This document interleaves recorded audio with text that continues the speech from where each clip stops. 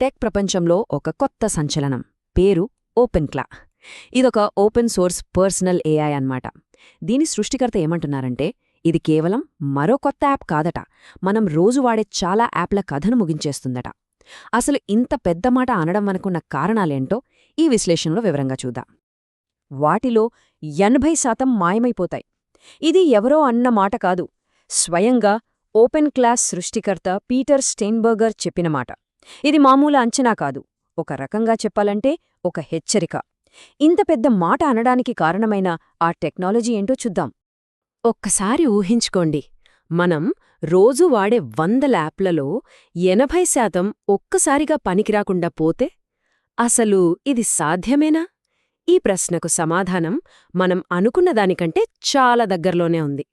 సరే, ఈ 80% అంచనా అంటున్నారు కదా, అసలు ఏ యాప్ల గురించి ఈ మాట? ఏవి మాయమైపోతాయి? ప్రమాదంలో ఉన్నది కేవలం చిన్న చిన్న ఒకే పనిచేసే యాప్లు మాత్రమే అనుకుంటే పొరపాటే. వాటికంటే చాలా పెద్దవే ఉన్నాయి ఈ లిస్ట్లో. ఉదాహరణకి మై ఫిట్నెస్ పాల్, మన క్యాలెండర్లు, టు డూ లిస్ట్ యాప్లు, ఇలాంటివన్నీ. వీటన్నింటిలో ఒక కామన్ వీక్నెస్ ఉంది. ఏంటంటే ఇవన్నీ మన డేటాను వేర్వేరు చోట్ల మేనేజ్ చేసే టూల్స్ మాత్రమే.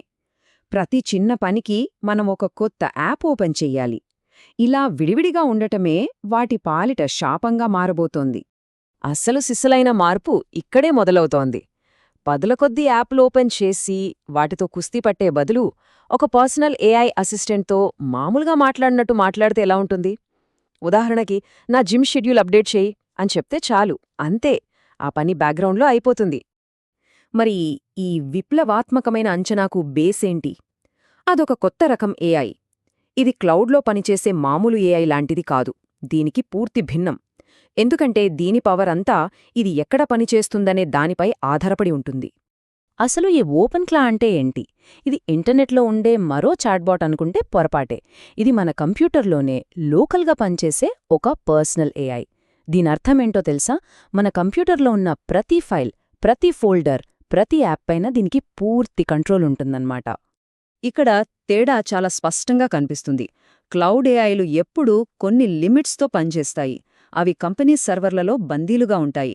కానీ ఓపెన్క్లా లాంటి లోకల్ ఏఐ మన సొంత మెషిన్లో ఉంటుంది కాబట్టి దానికి పూర్తి స్వేచ్ఛ ఉంటుంది.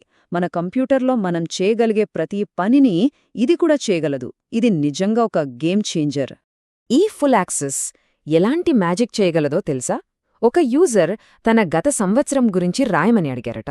అప్పుడు ఈ ఏఐ ఏం చేసిందంటే, ఆయన కంప్యూటర్లో ఎక్కడో మూలన పడి ఉన్న, ఆయన పూర్తిగా మర్చిపోయిన కొన్ని ఆడియో డైరీలను వెతికిపట్టుకుంది. వాటి ఆధారంగా ఒక మంచి స్టోరీ రాసిచ్చింది. ఆలోచించండి, ఏ క్లౌడ్ ఏఐనా ఇంత పర్సనల్ పని చేయగలదా? ప్రతి గొప్ప ఆవిష్కరణ వెనుక ఒక యురేకా మూమెంట్ ఉంటుంది కదా, అలానే ఓపెన్ క్లాస్ సృష్టికర్తకు కూడా ఒక అలాంటి క్షణం ఎదురైంది. అది తను అస్సలు ఊహించని ఒక వాయిస్ మెసేజ్ రూపంలో. అతను మెరాకేష్ ట్రిప్లో ఉన్నప్పుడు సరదాగా తన ఏఐకి ఒక వాయిస్ మెసేజ్ పంపాడు. కాని ఇక్కడే ఒక ట్విస్ట్ ఉంది. వాయిస్ మెసేజ్లను ప్రాసెస్ చేసే కోడ్ అతను ఎప్పుడూ రాయలేదు. అందుకే అతను షాకయ్యాడు. అరే, ఇది అసాధ్యం, నేనీ ఫీచర్నసలు బిల్డ్ చేయలేదే అనుకున్నాడు. కానీ ఆశ్చర్యంగా కొన్ని క్షణాల్లోనే ఆ వాయిస్ మెసేజ్కి టెక్స్ట్ రూపంలో రిప్లై వచ్చింది. అది ఎలా సాధ్యమైంది? ఏఐ సొంతంగా ఒక ప్లాన్ వేసుకుంది. ఫస్ట్ అది ఒక ఆడియో ఫైల్ అని గుర్తించింది. తరువాత దాన్ని టెక్స్ట్గా మార్చడానికి కంప్యూటర్లో ఉన్న ఎఫ్ఎంఎంపీజే అనే టూల్ని వాడింది.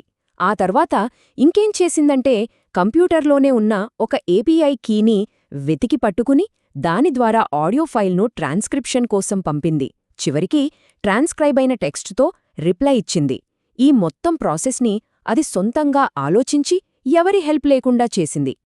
ఇక్కడ మనం గమనించాల్సిన ముఖ్యమైన పాయింట్ ఏంటంటే, ఈ స్టెప్స్ ఏవి ఏ డెవలపర్ కూడా కోడ్ చేయలేదు. అదే ఒక సమస్యను స్వంతంగా అర్థం చేసుకుని తన దగ్గరున్న టూల్స్తో క్రియేటివ్గా ఒక సొల్యూషన్ కనిపెట్టింది. ఇది జస్ట్ ప్రోగ్రామింగ్ కాదు, ఇది అస్సలైన ప్రాబ్లమ్ సాల్వింగ్ స్కిల్. సరే, ఇప్పటిదాకా మనం ఒక పర్సనల్ ఏఐ గురించి మాట్లాడుకున్నాం. ఇప్పుడు కొంచెం ఫ్యూచర్లోకి వెళ్దాం. ఒక ఏఐ మన కోసం మరో ఏఐతో మాట్లాడే ప్రపంచం ఎలా ఉంటుందో ఒక్కసారి చూద్దాం. భవిష్యత్తు ఎలా ఉండొచ్చంటే, ఒక రెస్టారెంట్లో టేబుల్ బుక్ చేయడానికి మన ఏఐ ఆ రెస్టారెంట్ ఏఐతో నేరుగా మాట్లాడుతుంది. బహుశా బేరం కూడా ఆడుతుందేమో. మన తరఫున కొన్ని పనులు చేయడానికి మన ఏఐ నిజమైన మనుషులను కూడా హైర్ చేసుకునే రోజులు రావచ్చు. చివరికి పనికోసం ఒక ఏఐ, పర్సనల్ లైఫ్ కోసం ఇంకో ఏఐ, ఇలా అన్నీ కలిసి ఒక స్వార్మ్ ఇంటెలిజెన్స్ లాగా పనిచేస్తాయి. వినడానికి ఇదంతా చాలా బావుంది. కానీ ఈ టెక్నాలజీ ఒక చాలా ముఖ్యమైన, చాలా పర్సనల్ ప్రశ్నను మన ముందుంచుతోంది. అదేంటంటే, ఈ ఏఐ యుగంలో మన జ్ఞాపకాలకు అసలైన ఓనర్ ఎవరు? ఒక్క నిమిషం ఆలోచిద్దాం. యాప్లు పోతాయి, ఏఐ మోడల్స్ కూడా అందరికీ అందుబాటులోకొస్తాయి, కామన్ అయిపోతాయి. మరి అప్పుడు ఈ కొత్త ప్రపంచంలో అసలైన విలువ దేనికుంటుంది? దానికి సమాధానం మన డేటా. పాత రోజుల్లో మన డేటా అంతా ఫేస్బుక్, గూగుల్ లాంటి పెద్ద కంపెనీల సర్వర్లలో బందీగా ఉండేది. కానీ ఈ కొత్త పద్ధతిలో అన్నింటికన్నా విలువైనది మన పర్సనల్ డేటా, అంటే మన జ్ఞాపకాలు. ఎందుకంటే ఇప్పుడవి మన కంట్రోల్లో, మన సొంత కంప్యూటర్లోనే ఉంటాయి. ఓపెన్ క్లా ఈ పనిని చాలా సింపుల్గా చేస్తుంది. ఏఐకి సంబంధించిన జ్ఞాపకాలన్నీ మన కంప్యూటర్లోనే సింపుల్ టెక్స్ట్ ఫైల్స్ రూపంలో స్టోర్ అవుతాయి, ఎవరైనా చదవగలిగేలా. దీని అర్థం ఒకటే, ఆ డేటాకి పూర్తి ఓనర్ మనమే, ఇంకెవ్వరూ కాదు. ఈ డేటా ఎంత సెన్సిటివ్గా ఉంటుందో చెప్పడానికి ఈ ప్రశ్న చాలు. ఆలోచించండి. ఒకరి గూగుల్ సెర్చ్ హిస్టరీతో పోలిస్తే వారి ఏఐ మెమరీ ఫైల్స్ ఇంకా ఎంత పర్సనల్గా ఉంటాయో, ఆ డేటా ఎంత విలువైందో దాన్ని కాపాడుకోవడం కూడా అంతే ముఖ్యం. చూడండి, ఈ టెక్నాలజీ మన ప్రతి కదలికను గమనిస్తుంది, మన నుండి నేర్చుకుంటుంది, మన జ్ఞాపకాలను దాచిపెడుతుంది. ఇదంతా చివరకు మనల్ని ఒకే ఒక్క లోతైన ప్రశ్న దగ్గర నిలబెడుతుంది. ఒకానొక రోజున మన ఏఐకి మన గురించి మనకంటే ఎక్కువ తెలిస్తే అప్పుడేం జరుగుతుంది?